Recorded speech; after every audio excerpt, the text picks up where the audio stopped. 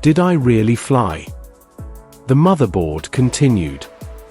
By Johnny DiPolo. A reflection on Don Juan, the gargoyle, and trusting experience. This essay explores a question raised by Carlos Castaneda's conversations with the shaman Don Juan. Do you trust what you experienced, even when it defies explanation? Along the way, I reflect on my own vivid memory of a gargoyle in flight, the tension of Western skepticism, and how this ties to the foundation of JND practice. When Carlos Castaneda asked Don Juan, "Did I really fly?" Don Juan answered in the simplest, most brutal way, "That's what you told me." At first it reads like a dodge. But Don Juan was forcing Carlos to own his own testimony. Will you trust the raw fact of your perception, or hand it over to consensus? That's what you told me. Don Juan wasn't dismissing the question. He was giving it back. My struggle with indoctrination. That same paradox cut into my life after my first stroke. For a time, I was susceptible to rhetoric that aligned with my moral compass. I lost discernment between rhetoric and reality. Anchors became weights, and I found myself looking for external validation rather than trusting the data of my own life. It took 2 years of solitude and a mental sabbatical to rebuild the habit of questioning until bias fell away from my lens. The gargoyle that flew. In that peak state, the question wasn't did I fly, but did the statue fly? I was in the middle of a high-dose LSD session, mid-afternoon in a living room lit bright by natural light. No shadows, no tricks. And yet, a 2-inch gargoyle on a podium crouched, spread its wings, flapped, and looked me directly in the eye as if to invite me. The animation wasn't metaphorical. It was a lived fact, a datum that rearranged how my mind assembled reality. For years I tried to rationalize it away. It was lighting, memory, imagination. But each explanation rang hollow. What remained was the rawness of the experience. Experience is reality. If you lived it, it's part of your map. The JND stance. Don Juan's challenge saved me from betraying myself. If you reported it, you must decide whether to trust it. For me, the gargoyle wasn't fantasy.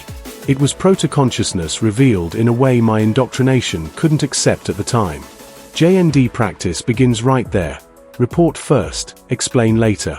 Trust the datum, then test it without bias. The companion lesson, words with weight. A science fiction story once gave me a parallel lesson. In that world, everyone carried a gun, and insults could justify a duel. On the surface, barbaric. Underneath, an experiment in enforced civility, equalized threat, and people measure their words. It's flawed, but it points to something real. When words carry consequence, they carry care. Put side by side with Don Juan's lesson, the ethic is clear: trust your experience and temper your speech. One protects clarity, the other protects civility. Recovery and relearning. My recovery from the stroke was a recovery of that ethic. I relearned how to laugh at myself when I fell into stories. That chuckle is not embarrassment. It's liberation. It's the soul saying, I was fooled, but now I see. The gargoyle's wings are still flapping. Each time I tell the story, I strengthen the muscle I rebuilt, the muscle of owning what happened, even when it breaks the rules. And the world wasn't finished with its testimony. And then came the anchovies. Because after the gargoyle and I locked eyes, the pizza arrived, all toppings, anchovies included. On that afternoon, even the fish were alive, swimming in molten cheese, part of the same testimony. Some call it hallucination. I call it data. Closing reflection. Words without weight are noise. Experiences without trust are lies.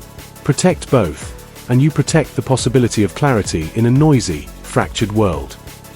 That's why I still listen when wings flap in stone and fish swim in pizza. Call it madness, call it memory, but I call it data. The map is made of what we dare to trust. I trust the shrooms that grow on the path. If this reflection resonates, consider subscribing. Your support keeps the ink flowing, and the mug full. Thank you for reading. I was mid-vision when the pizza arrived. The gargoyle had already flown, and the anchovies were swimming. That detail kept me honest. Some call it hallucination. I call it data. Even the anchovies were giving testimony.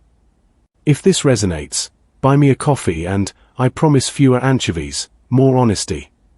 Thanks for reading. This post is public, so feel free to share it.